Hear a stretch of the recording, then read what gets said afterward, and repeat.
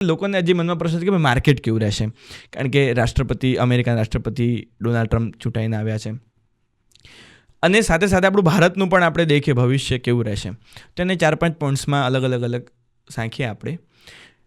First of all political દેખીએ 2025-26 ભારતનું political career, કે કહી શકીએ કે એનું રાજકીય તમામ પડાવો એ કહેવાય ને કે બહુ જ અસ્થિરીકરણવાળા રહેશે, સ્ટેગ્નન્ટ નહીં હોય, સ્ટેબલ નહીં હોય. આ 25-26ની અંદર ઘણી તખ્તા પલટો થશે, ઘણા સુધારા વધારા આવશે અને દેશને નવા નેતાઓ મળશે. આ મારો બહુ જ ગંભીર વાક્યાર્થ છે, સમજજો. 2025-26 ભારતના પોલિટિકલ કરિયર માટે એવું છે. અને વૈશ્વિક દેખીએ તો વૈશ્વિક ખરી ચોક્કસ કે ભારતને ઘણું ઉપર સ્થાન મળશે, પણ કેનેડા છે, ઓસ્ટ્રેલિયા છે અને અમેરિકા છે, આ 3 દેશની અંદર ભારતના રિલેશન્સમાં ફરક પડશે. ડેફિનેટલી ભારત માટે પોઝિટિવ હશે, પણ ઇન્ડિયન ઇમિગ્રન્ટ્સ માટેના બધા પોઈન્ટ્સ સ્ટ્રોંગ થશે. ભારતની ઇકોનોમીમાં ઘણો સારો સુધારો આવશે, ઘણું સારું આગળ વધશે. પણ ડેફિનેટલી એટલું ચોક્કસ કહી શકાય કે ભારતને મંદીના ફેઝમાંથી પસાર થવું પડશે.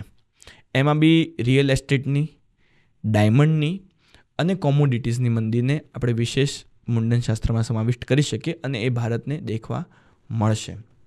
બીજો પોઈન્ટ દેખીએ મુંડન શાસ્ત્રની અંદર, તો લોકોને એક પોઈન્ટ છે કે સિલ્વર ગોલ્ડનું શું ભવિષ્ય છે. તો ચોક્કસપણે એપ્રિલ 25 સિલ્વર ગોલ્ડની અંદર ઘણો સારો ઉછાળો દેખવા મળશે. અને 26ની અંદર તો રિયલ એસ્ટેટનું બી ફ્યુચર સુધરશે, બબલ બમ્સ બધા નીકળશે અને પોઝિટિવ બનશે. અને કોમોડિટીઝમાં, ક્રૂડમાં, ગેસમાં, સિલ્વર અને ગોલ્ડમાં પણ સારો એવો સુધારો દેખવા મળશે. પણ સાથે 26 એ અનાજના ક્ષેત્રે, એટલે એગ્રો કોમોડિટીના ક્ષેત્રે થોડું દુકાળવાળો સમય ગણી શકાય. એ બાબતમાં એક થોડું એ રીતનું ફળ આપશે. કદાચ આ વર્ષે વરસાદ ન પડે ને એવી સિચ્યુએશન બની શકે, વહેલો મોડો પડે, પેલું કહે ને કે અતિવર્ષા અનવર્ષા થઈને પણ કંઈક ને કંઈક વસ્તુ ડહોળાઈ જશે. અનાજની નેક્સ્ટ યરની પ્રિડિક્શનમાં આ જ વસ્તુ આવશે અને એ જ વસ્તુ થશે જ. મજા આવીને સાંભળીને કંઈક નવું જાણવા મળ્યું ને, તો આ જ નાના ક્લિપનો આખો ફૂલ પોડકાસ્ટ જો જોવો હોય તો જ એની લિંક ડિસ્ક્રિપ્શનમાં છે, જે બેઠક યુટ્યુબ ચેનલ ઉપર તમને જોવા મળશે. તો ત્યાં જઈ અને આખો વિડીયો એન્જોય કરો. મળીએ.